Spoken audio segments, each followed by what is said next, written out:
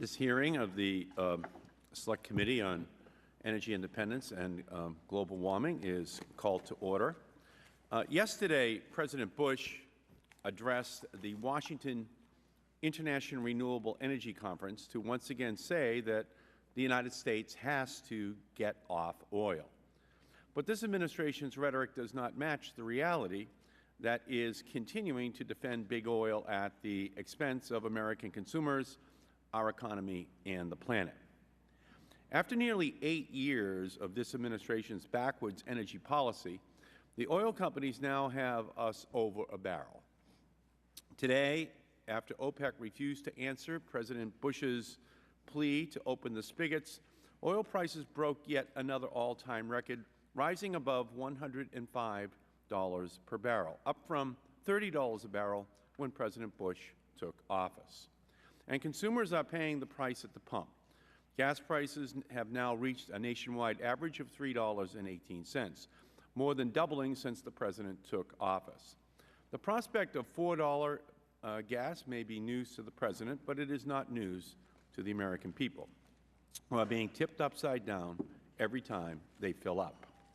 Skyrocketing energy prices are also hurting the U.S. economy. The Department of Labor reported that the economy lost 17,000 jobs in January, the first monthly decline in 4 years. But we have a new driver of economic growth and job creation waiting to be unleashed. We are on the cusp of a renewable energy revolution. Last year, we led the world by installing 5,244 megawatts of new wind power, roughly 30% of all new electricity generation installed in the United States. Solar photovoltaic installation also grew by more than 80% in 2007. Transitioning to a green economy has the potential to create hundreds of thousands of green jobs, generating economic opportunity everywhere from the hearts of our cities to the heartland of our country. An analysis by the Cleantech Venture Network estimated that as many as 500,000 new green jobs could be created by 2010. But the tax incentives that have driven this growth of renewable energy are poised to expire once again. In recent years, when these tax incentives have been allowed to lapse, the impact has been dramatic. For example, new wind installation dropped between 77 and 93% each of the 3 times that the production tax credit expired since 2000. If we do not provide certainty to investors by extending these tax incentives early this year, we are likely to see the recent growth of renewable energy grind to a halt. Our economy and our planet cannot afford it. If the tax credits for solar and wind expire this year, it will lead to an estimated $19 billion in lost investments and 116,000 lost job opportunities through 2009. Last week, the House passed legislation that would repeal unnecessary tax breaks for the largest oil companies and use those funds to extend those vital tax incentives for wind, solar, and other renewable technologies. But rather than join the overwhelming bipartisan majority supporting this bill that would begin to restore the long-term health of our economy and our planet, the Bush administration is continuing to stand with big oil in opposition. In April of 2005, President Bush said, quote, "With $55 a barrel oil, we don't need incentives for oil and gas companies to explore." Well, now, with that price nearly double, our economy on the brink of recession, and our planet's thermometer rising, it is time for this administration to finally back up its rhetoric and support incentives for wind and other renewables that will reduce global warming pollution, not make it worse, create jobs rather than hurt consumers, and turn our economy green rather than push it deeper into the red. And now I would like to turn and recognize the ranking member of the Select Committee, the gentleman from Wisconsin, Mr. Sensenbrenner. Thank you very much, Mr. Chairman. As I've said many times, promoting and advancing technology must be a key part of any global warming or energy security policy. And I am pleased that the Chairman has scheduled this hearing today on renewable energy technology. This week, people came to Washington from all over the world to talk about renewable energy. President Bush addressed the Washington International Renewable Energy Conference yesterday, not to mention the scores of other government and business leaders who are here to examine the future of worldwide renewable energy production. The reason that everybody is talking about renewable energy production is because its future role is a vital part of the world's economy. Traditional fossil fuels are and will remain a key source of worldwide energy production. But just like a strong investment portfolio includes a diverse group of stocks and bonds, future energy portfolios should include a diverse array of energy technologies, including fossil fuels, renewable energy, and nuclear power. On that point, I am happy that the Chairman has also scheduled a hearing for next week on nuclear energy technology. Nuclear power is safe, clean, and produces no greenhouse gases. It, too, must be part of a diverse energy portfolio. But diversity is the key. When it comes to energy security or environmental protection, different energy technologies work better in different places. Each has its benefits and each has its drawbacks. For example, wind energy is a promising source of clean, renewable power. But the wind doesn't blow consistently, and some areas are better for wind power than others. As Interior Secretary Dirk Kempthorne noted at the conference yesterday, wind farms can hurt bird populations, some of which are already under stress. The Audubon Society has noted that the average population of common birds has declined 70% since 1967. So placing wind farms in places that will harm bird populations does not advance the cause of renewable energy, Secretary Kempthorne said, and I agree. In the right places, wind farms will be a great source of renewable energy, but the shoe doesn't fit every footprint. Likewise, solar power is a great resource, but mostly in areas where large tracts of land are available for use and the sun shines consistently.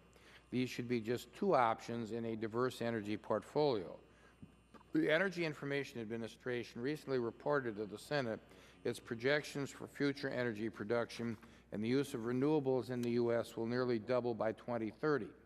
But even then, renewable energy won't produce as much electricity as nuclear power currently does. And nuclear power only accounts for about 20% of the nation's electricity production. That's why maintaining a diverse energy resources is a top priority.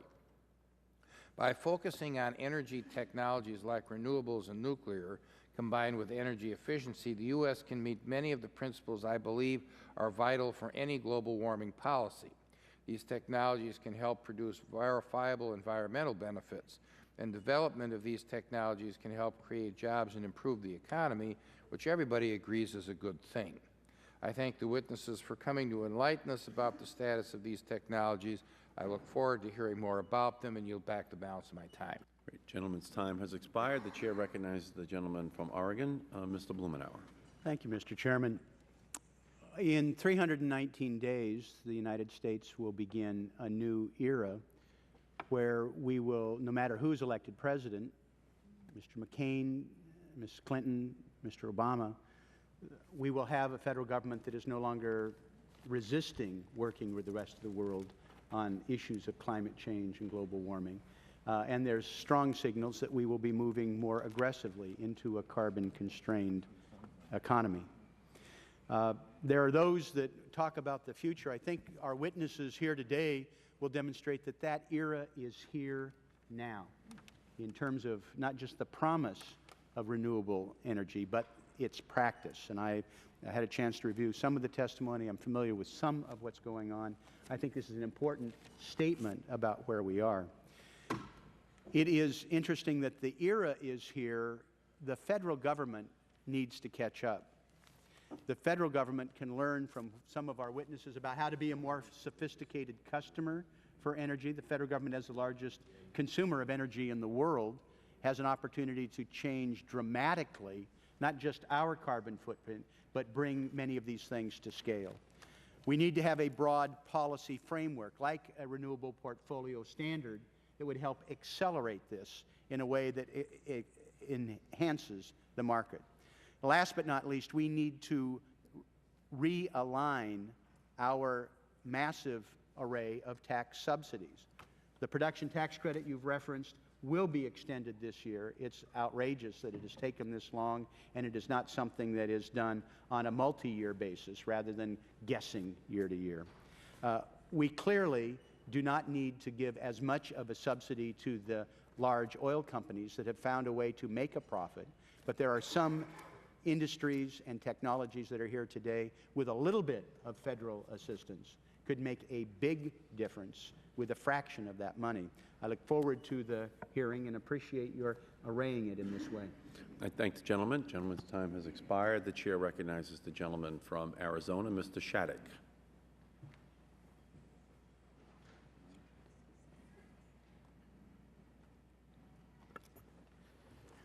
Mr. Chairman, thank you very much for holding this hearing. I would like to start by welcoming a very important witness here today. Ms. Barbara Lockwood is the manager of Renewable Energy at Arizona Public Service Company. Barbara is here to talk about a new project that I'm very proud of that Arizona Public Service Company has just announced. It is the construction of the largest solar power plant in the world in my home state of Arizona. Barbara, thank you for being here. I can't pass up this opportunity to tout the advertising campaign that is making Arizonans aware of this project. They take a weatherman, he's not a real weatherman, put him on camera and say, you know, here's the forecast for the next 3 days. Sunny, hot, sunny, sunny, sunny, hot. Next week it'll be sunny, hot, sunny, sunny, hot. And in June it will be sunny, hot, sunny. If you're getting married in August, however, it'll rain. He pauses and says, no, just kidding, it'll be sunny and hot. The Arizona people are embracing that campaign, and I am very excited about this project. I want to compliment Arizona Public Service. Obviously, technology is a part of the path forward. Solar energy needs to be a part of the path forward. And Arizona is emblematic of this entire issue because in Arizona we have tremendous growth. The state is the second fastest growing in the nation. The city in which I live and represent is one of the fastest growing in the nation. And I am thrilled that we are moving forward both with technology in every area, but also particularly with technology in renewables. In that vein, I'd like to point out something that has become at least a little bit of a trademark of my own, Mr. Chairman. I know yours is brilliantly funny opening statements. You may recall that years ago, we did a hearing on renewables in the Commerce Committee, and I brought in the hydrologic cycle. And I want to point out, I took it out of a third grade text or a fifth grade text. We were discussing at that time the issue of renewable energy, and in that particular piece of legislation, hydro was not considered renewable energy. And so I went to one of my staffers whose wife taught grade school, and I said, does she happen to have a copy of the hydrologic cycle in a textbook? And they said, sure, let's see if we can find one. And they found this one. And of course it shows, you know, rain evaporating up out of the ocean, coming into the clouds move over the land and then come back down. I would argue that we need to focus on the fact that hydropower needs to be an important part of this entire discussion. It is one of the single most efficient forms of renewable energy. 90% of the available energy from a hydropower plant can be converted into electricity. It is emissions-free, Mr. Chairman, so it addresses the issue of a carbon footprint. And I would urge my colleagues here, as they look at renewable energy, to focus on that. There are new possibilities of in-stream flow. In the old days when we thought about hydropower, we thought about you have to build a dam and put a turbine in the dam and then let the water out of the dam, and there are environmental consequences. We've actually gotten better since then. We can now do in-stream flow. I just want to conclude with one fact. Today in Arizona, Glen Canyon Dam is producing 1/3 less power than it is capable of because of environmental damage downstream. That is the equivalent of 2 coal or natural gas powered plants and their carbon footprint. If we were more innovative, if we used technology to a greater degree, we could create a second downstream a second dam, operate that solely for environmental purposes, operate Glen Canyon Dam for hydroelectricity purposes, and eliminate the need for those 2 coal-fired plants. I thank you, Mr. Chairman. I regrettably have another hearing that I'll have to attend and will miss part of this hearing, but I commend you for holding it. And again, I commend Arizona Public Service and Ms. Lockwood for her testimony. The gentleman's time has expired. The chair recognizes the gentlelady from California, Ms. Solis. Thank you, Mr. Chairman, and thank the witnesses for being here this morning as well. I, too, have another conflicting hearing that I'll have to leave to attend to.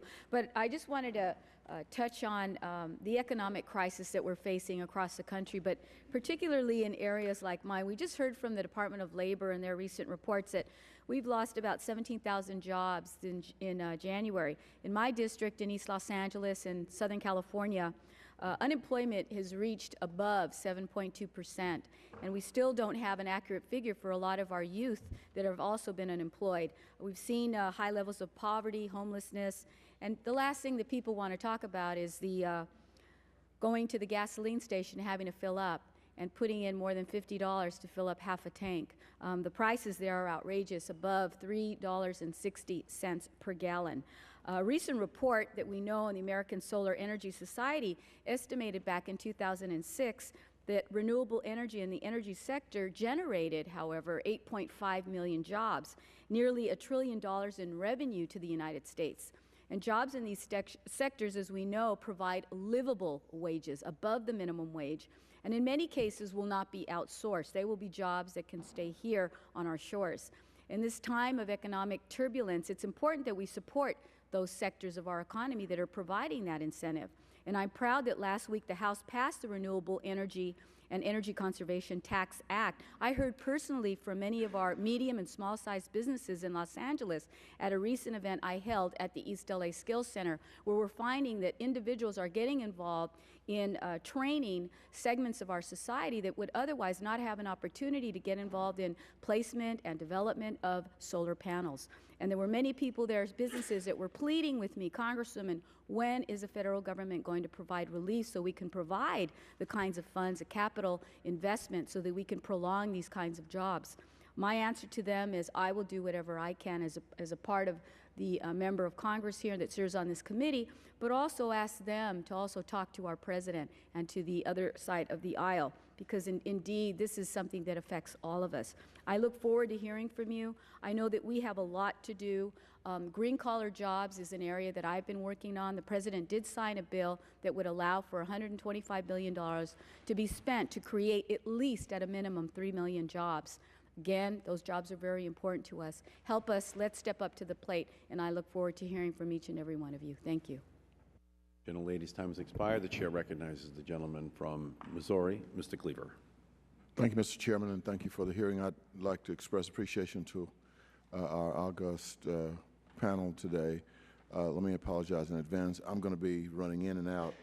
I'm on the Financial Services Committee, which is right around the corner, and it starts at 10, so I'll be shuttling in between. But I appreciate your presence here, and I appreciate the fact that we are dealing with this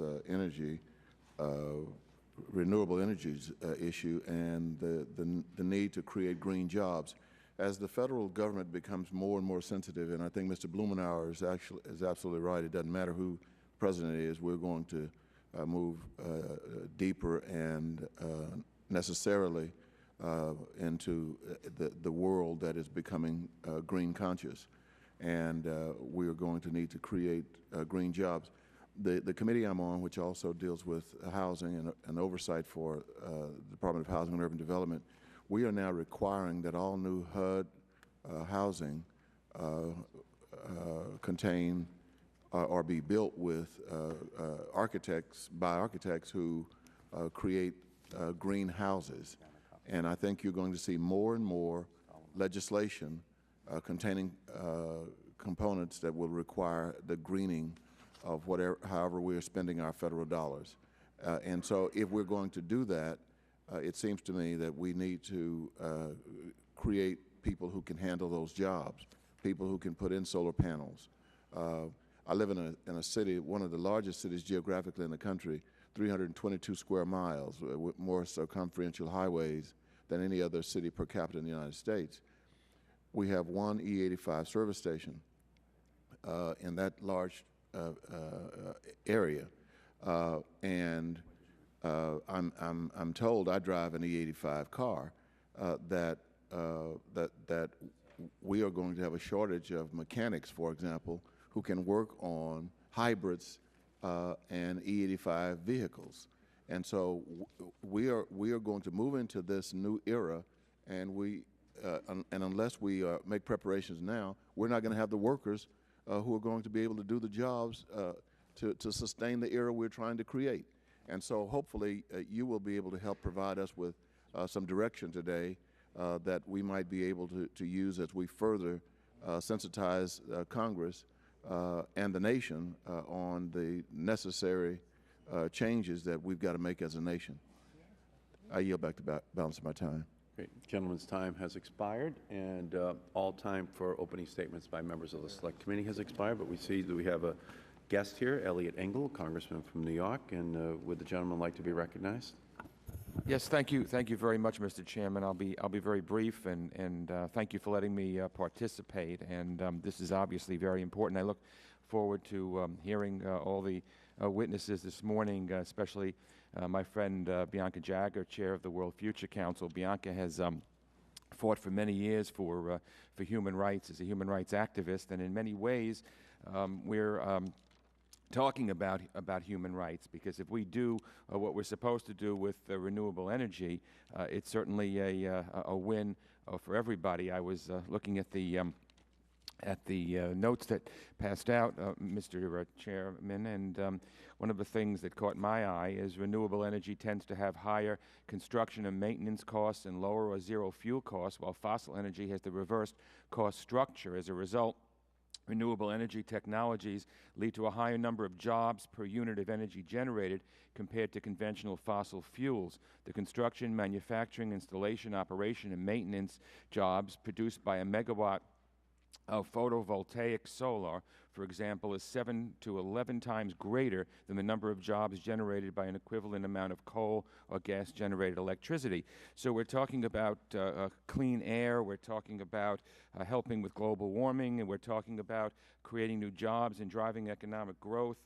It's certainly, in my opinion, the direction that our country should go in. We ignore global warming, obviously, at our own peril, and I believe that tax incentives for renewable energy is certainly the way to go, and I'm glad, as Ms. Solis said, that last week we passed a bill giving tax incentives, renewable energy, and the Energy Tax Act. I really believe only government can drive this, and that's why this hearing this morning is so important. So I thank you for letting me participate, and I am eagerly awaiting the testimony of our witnesses. Thank you, Mr. Chairman. And we welcome you, sir, to this hearing. And that completes the opening statements. We'll now turn to our very distinguished witnesses. And our first one is Mr. Vic Abate, who is the Vice President for Renewable Energy from General Electric.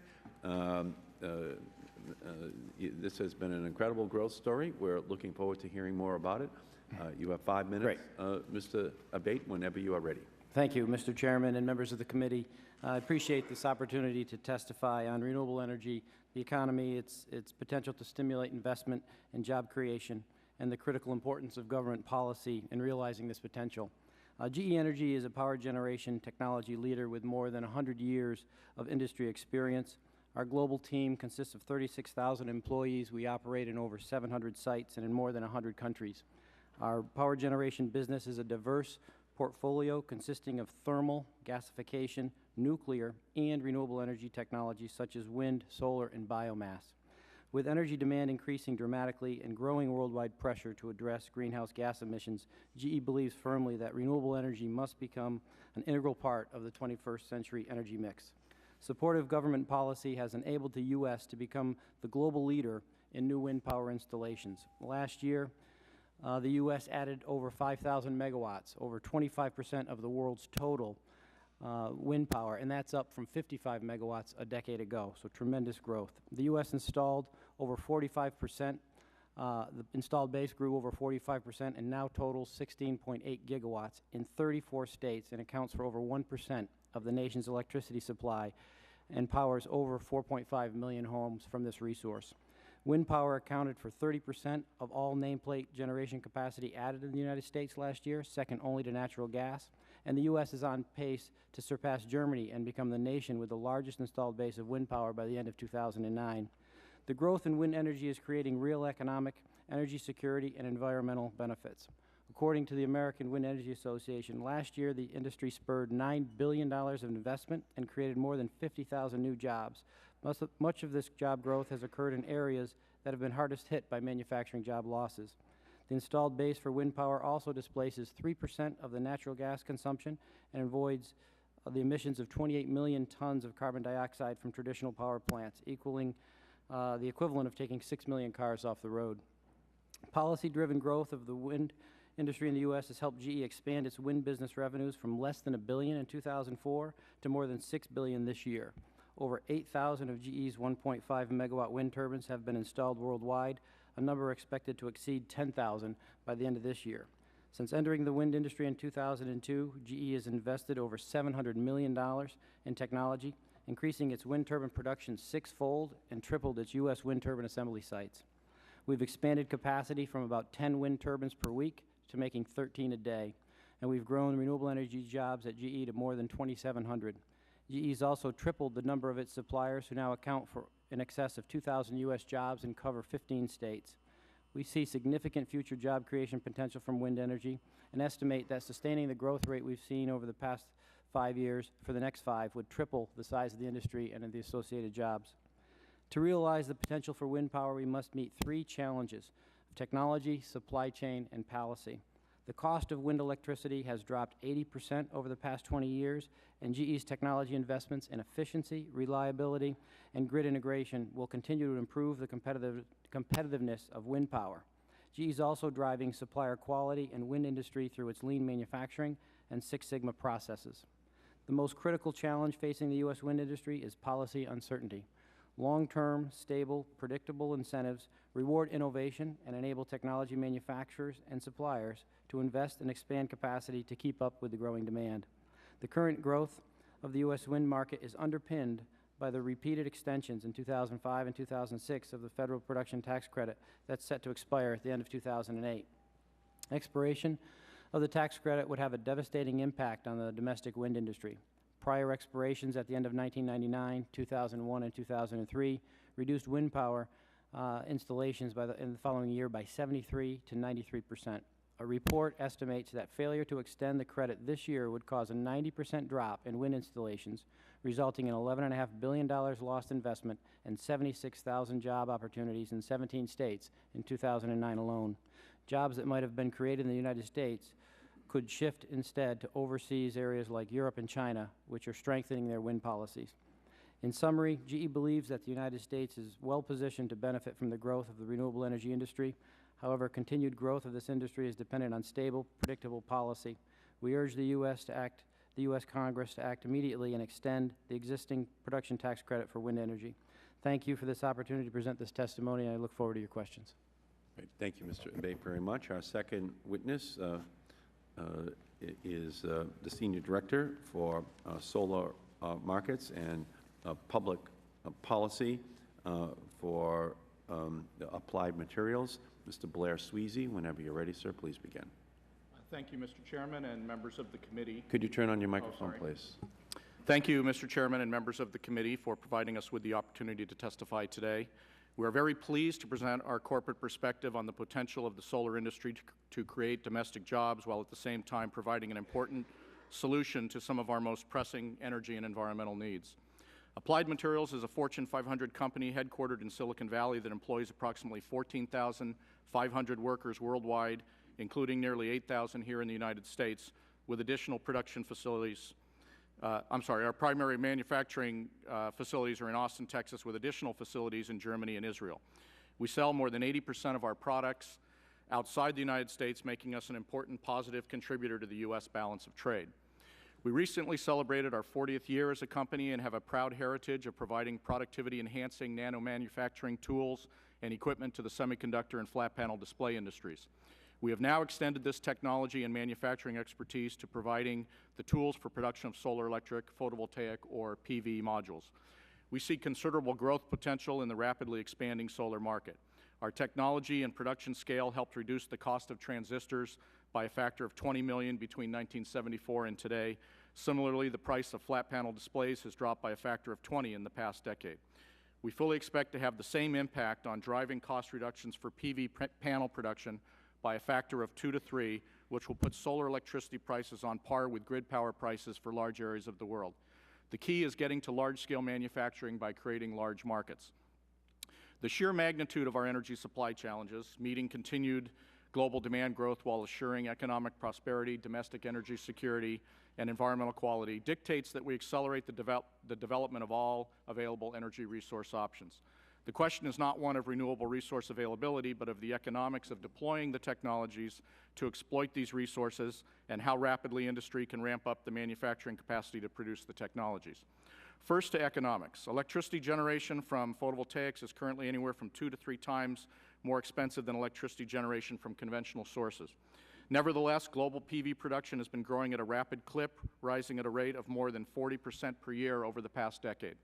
This growth is a direct result of government policies that have been established here in the United States and around the globe.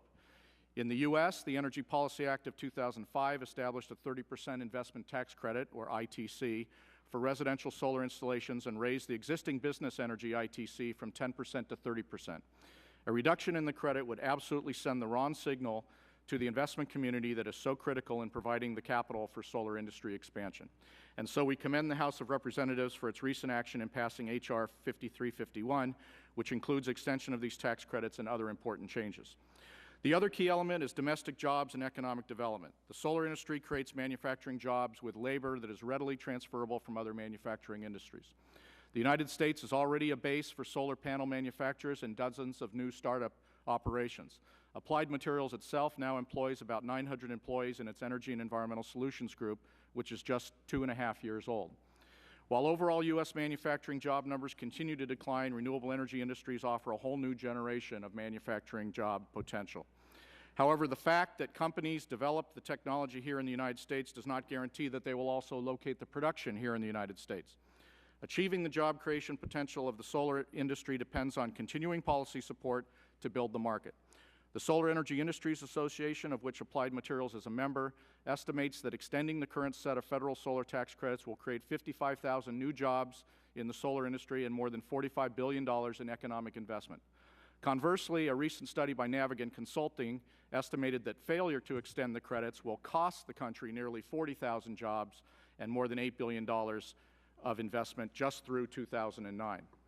Industry will locate where production conditions are most favorable, and manufacturers are also likely to invest and locate close to where viable end markets exist. However, companies need to see a clear market growth pathway to commit the substantial resources needed to ramp production capacity and output. Unfortunately, in the case of PV manufacturing, many U.S. companies are increasingly looking abroad to expand their production, in part because of the uncertainty over future policy support. Speaking from our own corporate experience, 100% of our solar factory orders have come from outside the United States. So while our domestic business is advancing, the opportunity for a much larger U.S. industry platform is idle.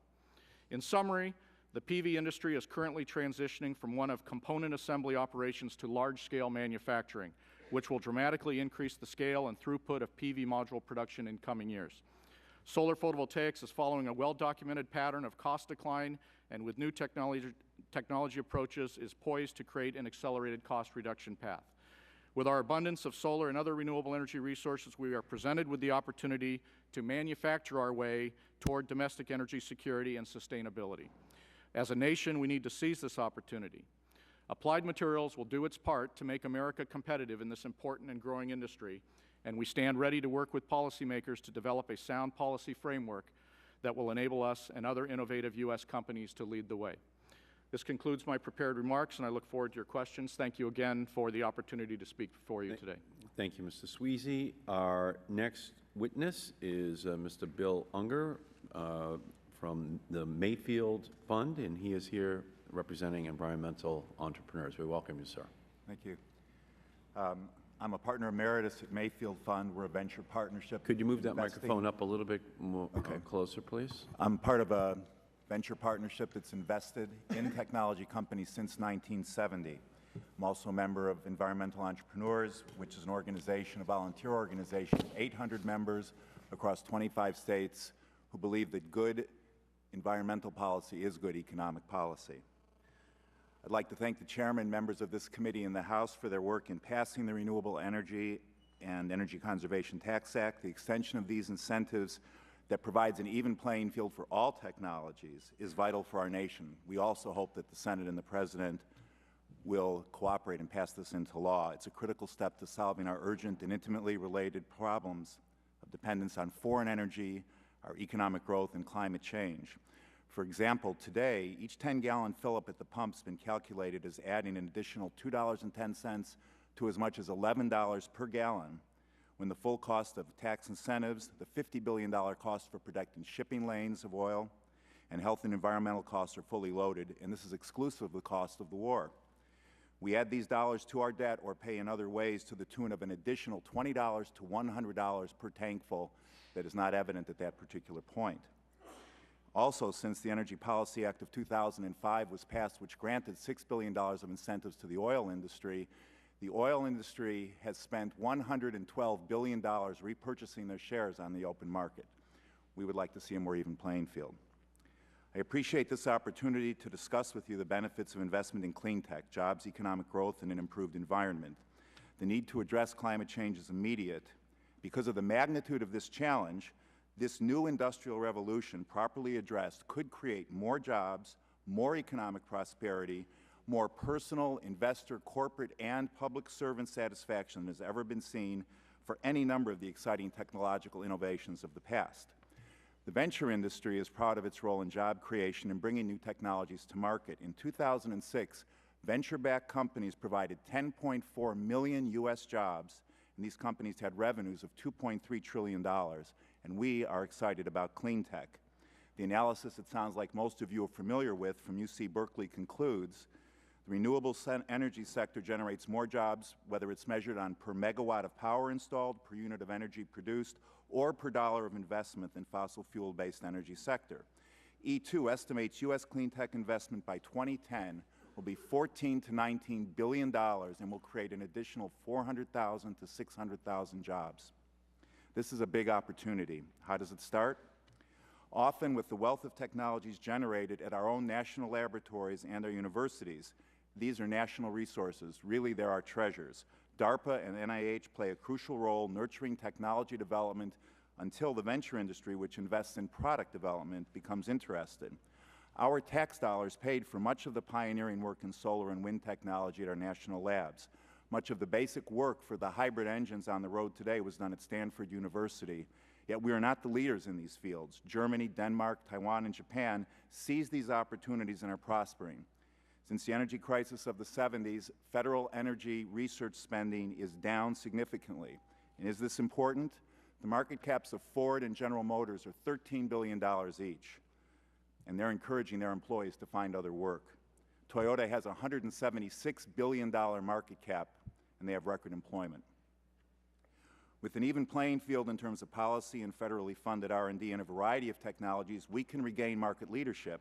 The semiconductor industry in the 1980s regained world leadership from exactly this kind of public-private partnership. There's a high degree of technical knowledge spillover from the semiconductor and software industries to clean tech. Many of the entrepreneurs from these fields are now entering the clean tech industry. Their experience is an unmatched resource in the world. So this is a great story. Clean tech investors love it. In 2006, $2.9 billion was invested in clean tech, 76% increase over the previous year. Clean tech is now the third largest venture investment segment. The barriers that keep clean tech from growing fast enough to head off the climate crisis are inconsistent policy, long-term subsidies for conventional industries, and trade barriers. These have to be corrected.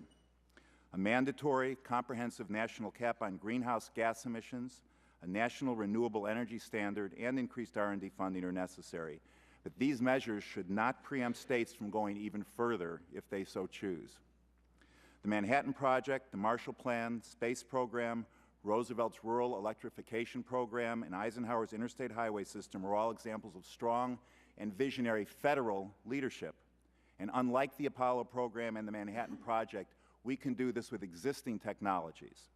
We need to be the people the world have been waiting for. We need to be the people our children will say made the right decisions to give their children a safer, healthier, and more prosperous place to live. I look forward to your questions. Great. We thank you, sir, very much. Next witness is Ms. Barbara Lockwood, who is the manager for renewable energy for the Arizona Public Service Company. Welcome. Thank you. Mr. Chairman and members of the committee, thank you for the opportunity to provide APS's perspective on the economic benefits of renewable energy. As Congressman Shadegg mentioned, Arizona is the second fastest growing state in the country, growing at 3 times the national average. APS has more than 1 million customers who at their peak consume over 7,000 megawatts of electricity. And that electricity demand is growing at a rate of hundreds of megawatts each and every year. In Arizona, our most abundant renewable resource is sunshine, and APS is looking for ways to put the sun to work providing electricity. APS is committed to making Arizona the solar capital of the world. The focus of my comments today are on a particular type of solar technology called concentrating solar power, or CSP, which is different than the photovoltaic systems or solar panels that you typically hear about. APS recently announced the Solana Generating Station. Solana is a 280 megawatt solar power plant to be located just outside of Phoenix, Arizona. APS has signed a long-term contract with Abengoa Solar, the project developer and owner, for all of the electricity generated by this plant.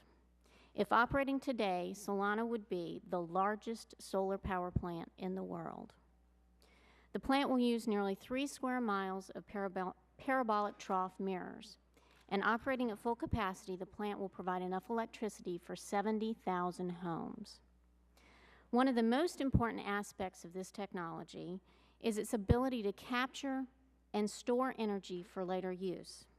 By using large insulated tanks filled with molten salt, heat captured during the day can be stored and used to produce electricity when the sun is no longer shining. The value of this can't be underestimated. Because it can provide energy even after the sun has set, this technology provides the maximum value, and it also provides reliability for APS and its customers. Solana also provides significant economic benefits to the state of Arizona. The Solana Generating Station will provide 1,500 construction jobs and 85 permanent operations jobs. But that's not the total environmental and economic impact. All total, Solana will result in over $1 billion in economic development for the state of Arizona.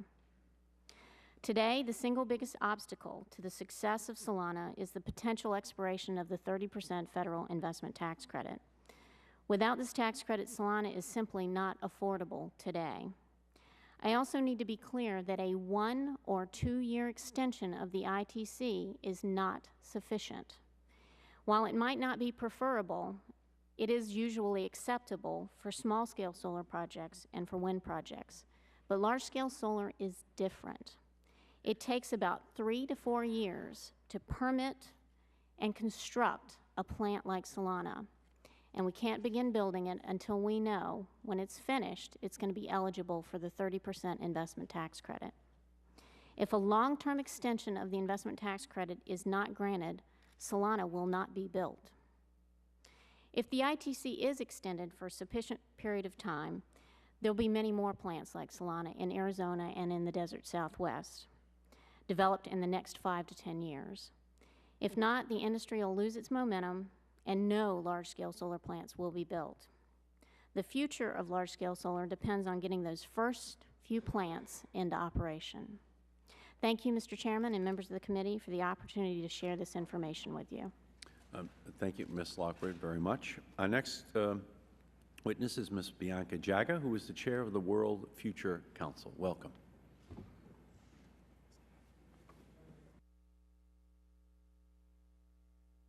Could you move the microphone up a little bit closer and turn it on? Thank you, Mr. Chairman, and thank you for organizing this very important hearing. It is an honor and a privilege to be here. I have heard some very important testimonies about renewable energy and what has been done in the United States. Perhaps I'd like to talk about the threat of global climate disaster that is no longer up for debate, and therefore renewable energy becomes a must and not just a question mark. The majority of scientists are in agreement. Governments have previously been reluctant to accept this reality. However, notwithstanding all this sobering information, the agreements reached in Bali were extremely weak and inadequate. And as you know, the role that the United States played in Bali was not the most encouraging. Climate change is the defining challenge of our age. How to meet that challenge while dealing with the already devastating consequences of floods, droughts, and rising temperatures remain the great unanswered question, and the time to answer is running out. In its final report, the United Nations Intergovernmental Panel on Climate Change stated that the world must reverse the growth of greenhouse gas emissions by 2015 to avert a global climate disaster. If there is no action before 2012, that's too late, said Rajendra Pachauri, who headed the panel, which shared the Nobel Peace Prize in October with former US President Al Gore. What we do in the next 2 to 3 years will depend and will determine our future. But what should we do? I used to believe that reduced energy consumption was an important first step, accompanied by research and investment into energy efficiency and renewable energy sources.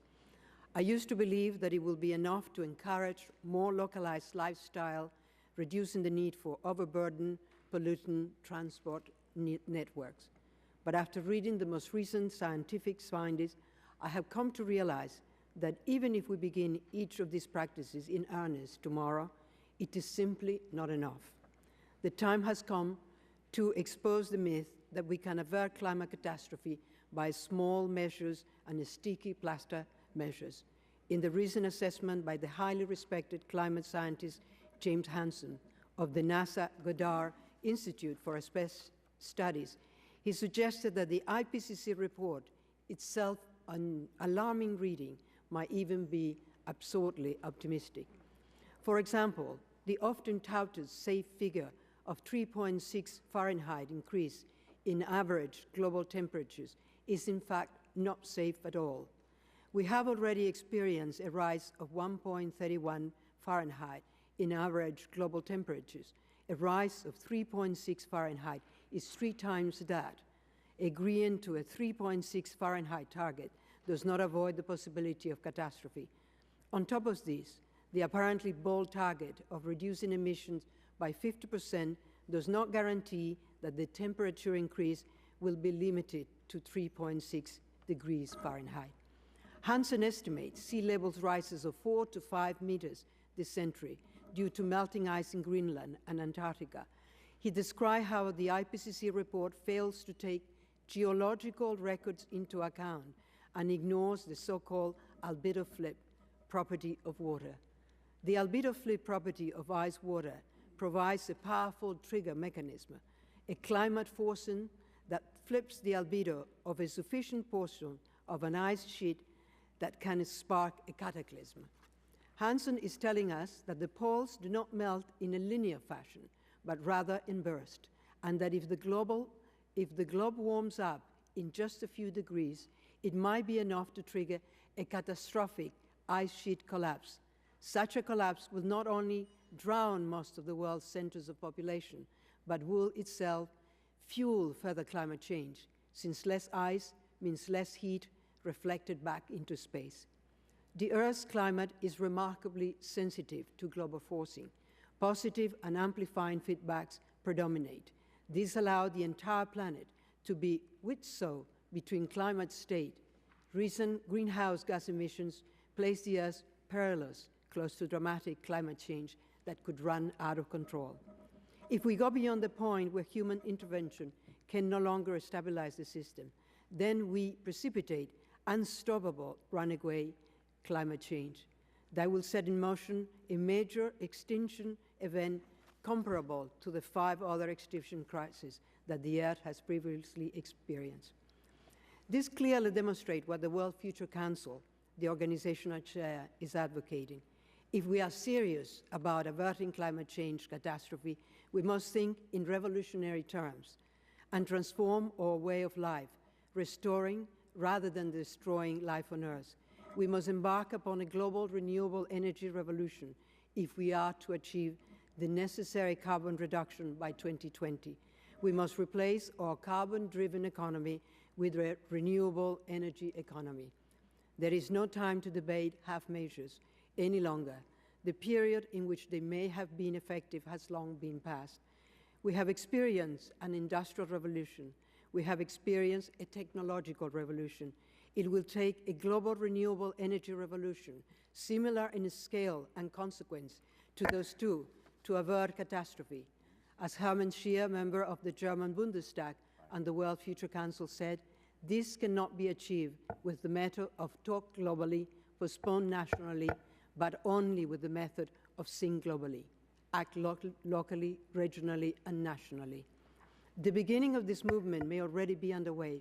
Some nations have begun to act, even finding great financial opportunities along the way. In Germany, pushes toward energy efficiency and renewable energy sources are spurring the economy. By 2020, every building must meet high levels of energy efficiency. The feed-in tariffs legislation, which guarantees a preferential price for energy produced, will create 2,000 and 50,000 jobs. Ms. Jagger, could you please summarize the statement? Sure. It will be crucially important for the United States, perhaps led by individual states, to adopt feed-in tariffs as a significant way by which to accelerate the introduction of renewable energy. The U.S. cannot continue to rely on powering its city, its industries, its farm, and its transport system by energy resources for which there is ever greater global competition. Thank you very much, Mr. Chairman. Great. Thank you. Thank you, Ms. Jagger, very much. And our final witness is Mr. Tom Bias, who is the president of the National Farmers Union. Welcome, sir. Thank you, Mr. Chairman and members of the committee. I am president of the National Farmers Union. We're 106 years old and represent 250,000 family farms and ranches around the country. We're here to say to you, Mr. Chairman, the members of the committee, that rural America is ready, willing, and able to do its part to help our nation solve probably our biggest economic, national security, and environmental challenge that we've ever faced. We have some experience in renewable energy over the past 3 decades. After the first oil embargo in the early 70s, a lot of people started talking about renewable energy and what we could do. We started out with a product called gasohol. It wasn't very efficient, both economically or energy-wise, but it took about 30 years worth of investment in technology in the industry, mostly by farmers, mostly by local people. And we really didn't cross that threshold until the federal government stepped in with a renewable fuel standard, with a mandate which gave us certainty for a marketplace. We would hope that the same would happen in all types of renewable energy. We think a renewable portfolio standard is past due. Last year, we did a study on the potential benefits to rural America and our nation if you adopted a 20% renewable portfolio standard for renewable electricity generation. And the production of electricity from wind alone would result in about $500 million in payments to farmers and leases. Production of electricity from renewable biomass would result in about $25 billion to farmers growing these new crops, and $43.5 to $66 billion in capital would be reinvested in these new clean energy facilities in rural America. The types of projects developed also play a critical role.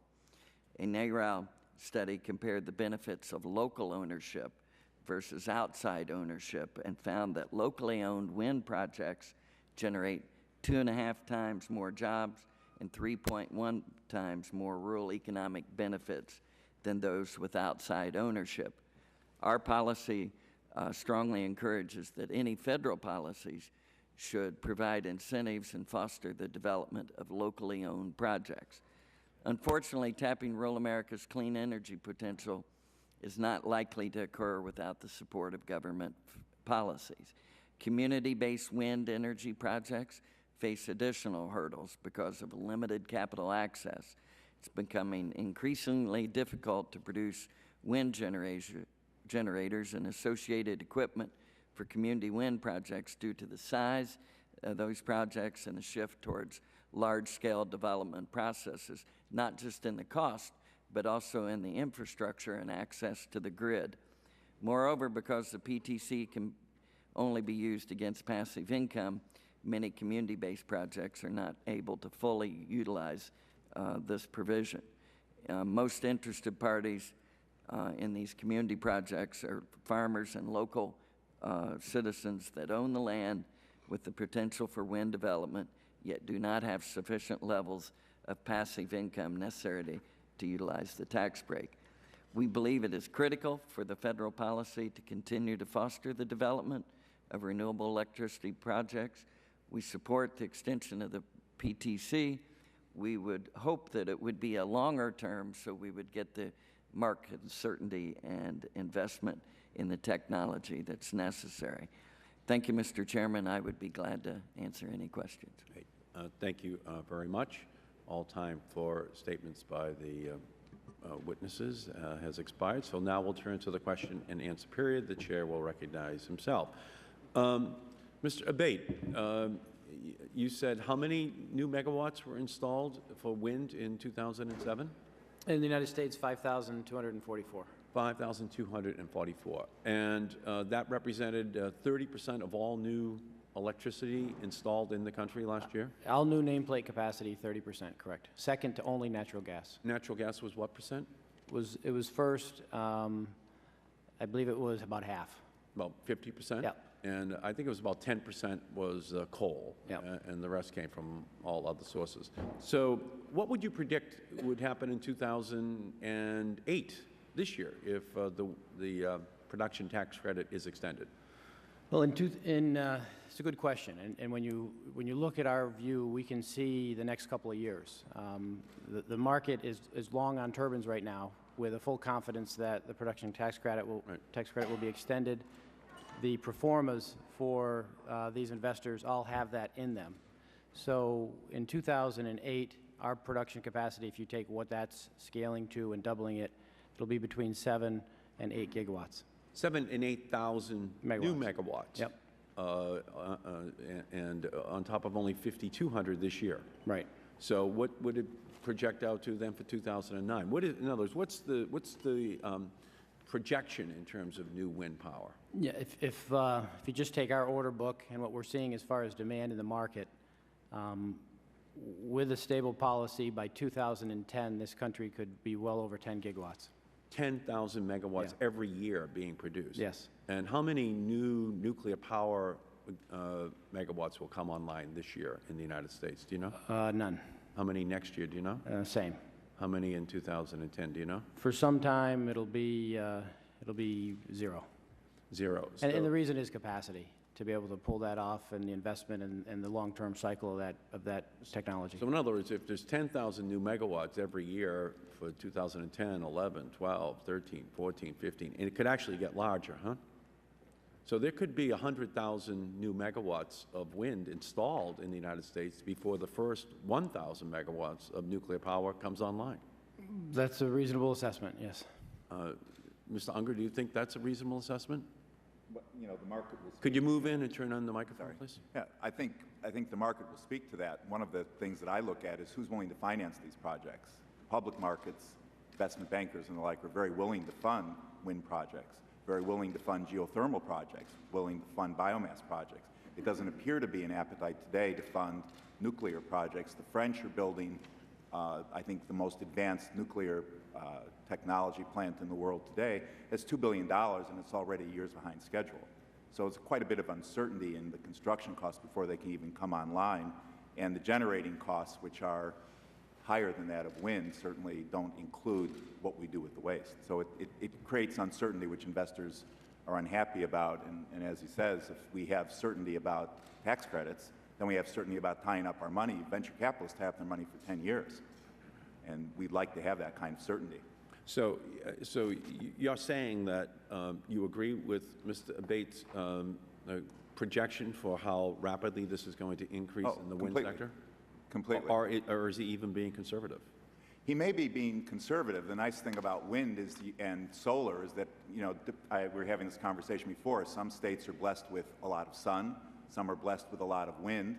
You can scale these plants. The kind of commercial plants we're talking about here are very, very large. But in rural America, where there's, you know, fewer access to to generation lines and the like. You can also have smaller plants like this, which create a lot of local jobs around local economies. It's very difficult to do that with very large coal-fired or nuclear-fired plants. So, and Ms. Lockwood, what do you think is the potential in Arizona for solar power by 2015? How many megawatts do you think you can be producing?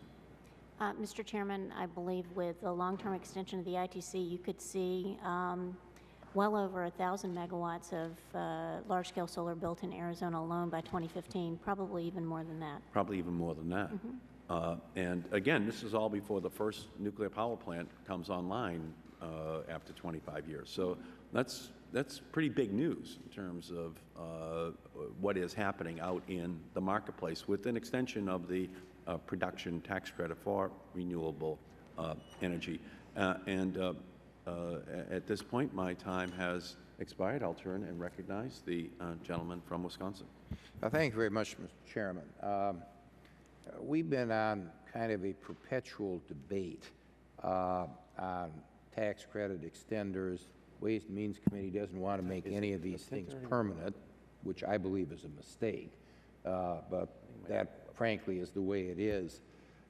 We may end up getting to the business of prioritizing tax extenders to get something through the Senate.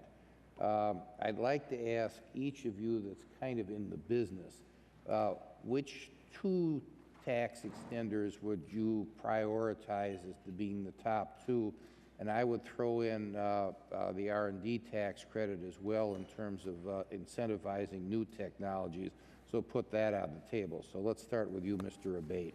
Yeah, I think full value production tax credit would be number one for as long as that can work and get it through.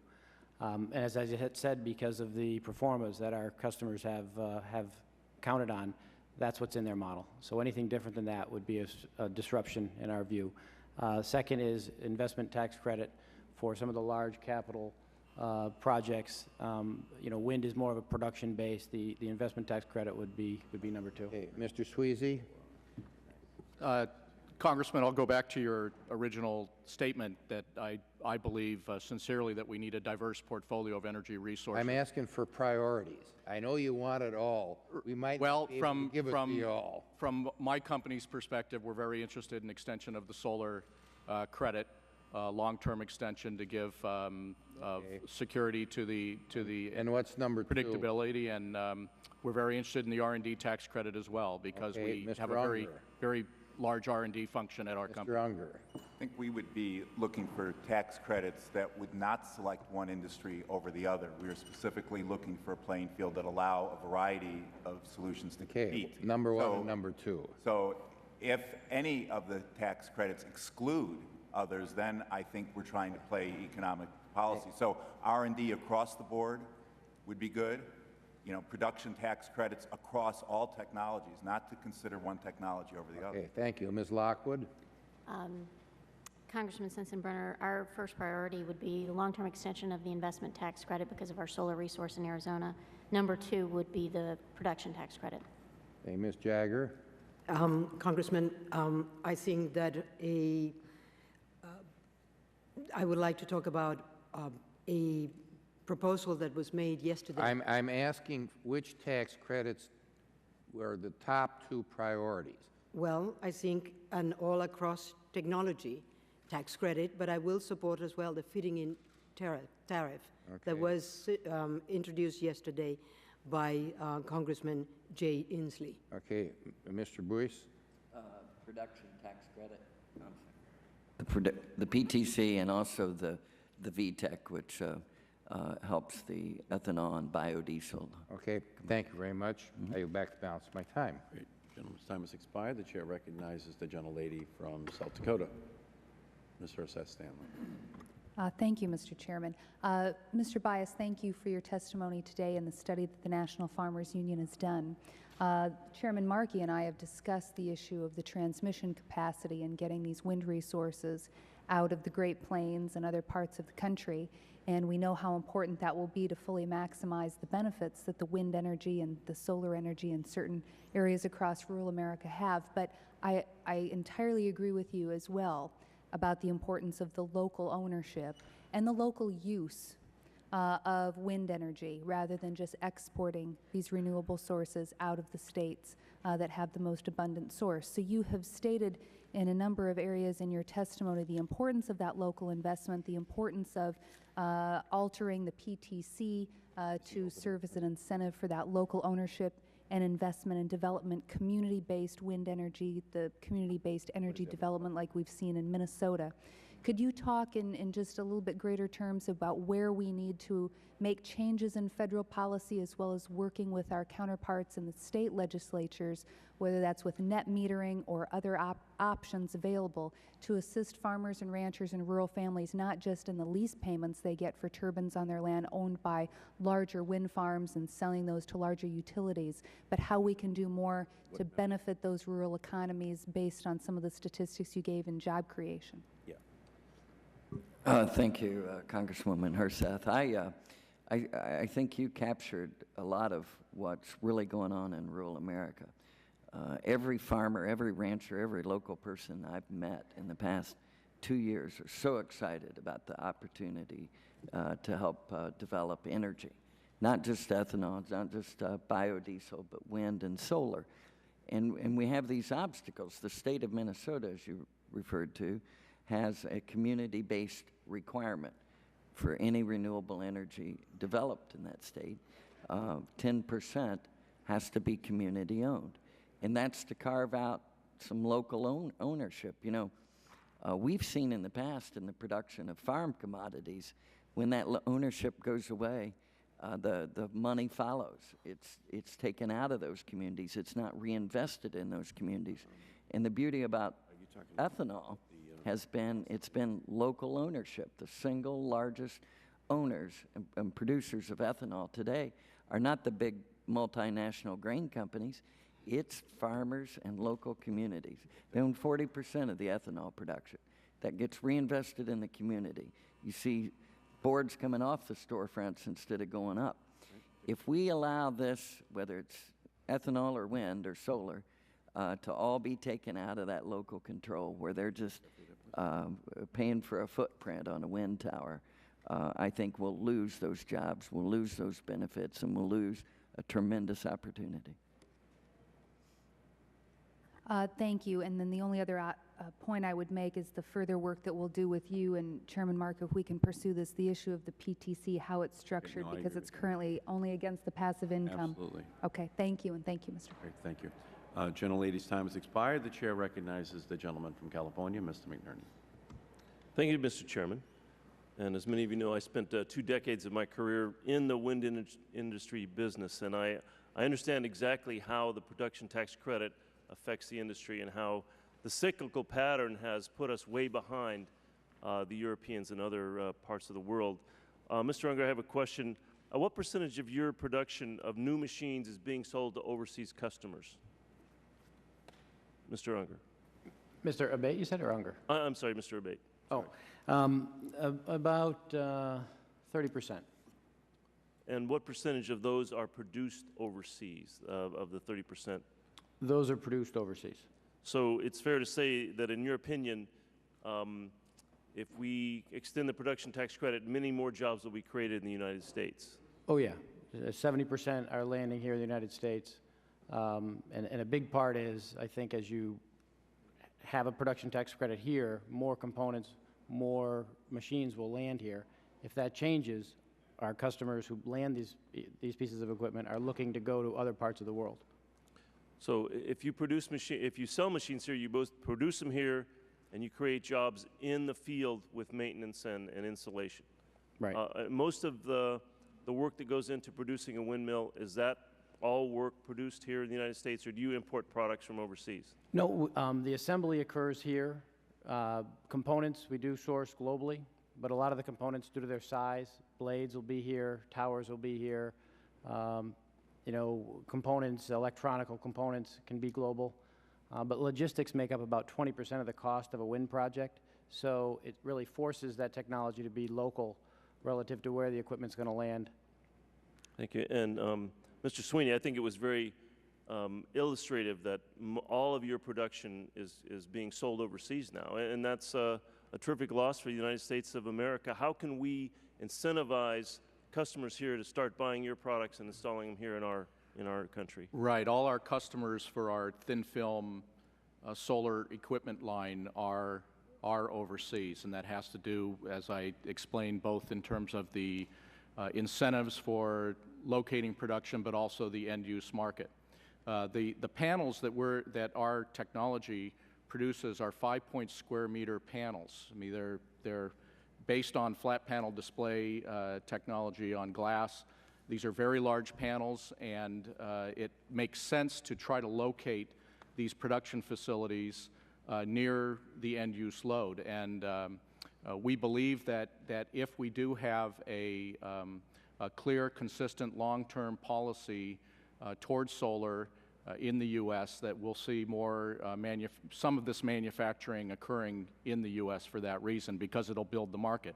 The U.S. market today is only 10% of the entire global photovoltaic industry, yet we generate 25% of the global electricity. So there's a disconnect there between how much we're doing here in solar and what the rest of the world is doing. Thank you. Ms. Jagger, what steps of the European governments are most effective, in your opinion, in developing new energy technologies and implementing that? I think that until now, the most effective has been Germany, and the feeding-in tariff that was introduced by the Member of Parliament, Mr. Hermann Scheer, I think had the most effect, and they have been able to produce about between 200,000 and 250,000 jobs. So that's what I was talking about, what Congressman Jay Inslee, together with the organization that I chaired yesterday, introduced the tariff legislation or policy in this country, and it will be really important that his policy be supported. I think it will make a big difference for this country. There are about 40 countries that have already embarked or embraced the feed-in tariff around the world. Okay, thank you. And I reserve. Gentleman's time has expired. We appreciate that. We have a series of roll calls on the floor, and we're trying to ensure that each member who's here gets a chance to ask some questions. Mr. Engel is here as a special guest of the Select Committee. We'll recognize him for the purpose of asking. Thank you, Mr. Chairman. It's good to be a special guest. Ms. Jagger, in your testimony, you said, I was struck by your remarks that you used to believe that reduced energy consumption was an important first step, and used to believe that it would be enough to encourage more localized lifestyles, but you now say you realize that that's not enough. I also have come to that conclusion, as have many members of Congress, and I think it's important to keep saying. I'm embarrassed that our country has not agreed to sign international agreements that would help with global warming. But countries like India and China, who have been exempted from these things, I really believe that if there are new international agreements, that countries like India and China, which are now becoming more responsible for global warming, need to be included in these agreements as well. Would you agree? What I will say, Congressman, is that it is vital that the United States realize that they need to sign on to a Kyoto Plus treaty. It is vital as well that the industrialized nations of the world realize that they need to come up with a reduction of CO2 emission that is realistic and not just simply what they think they can do, because otherwise we will not be able to avert a climate change catastrophe. With regards to India and China, I think that it is very important that we supply and that we help them with providing renewable energy technology. What is important as well to understand for certain countries is that we cannot make them accountable for what we in the developed world have been responsible.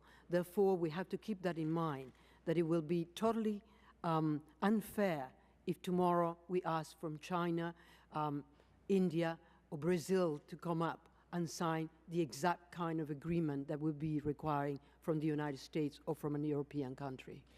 How about Brazil, since you mentioned Brazil? I noticed in your testimony, you said that ethanol and nuclear are not a solution.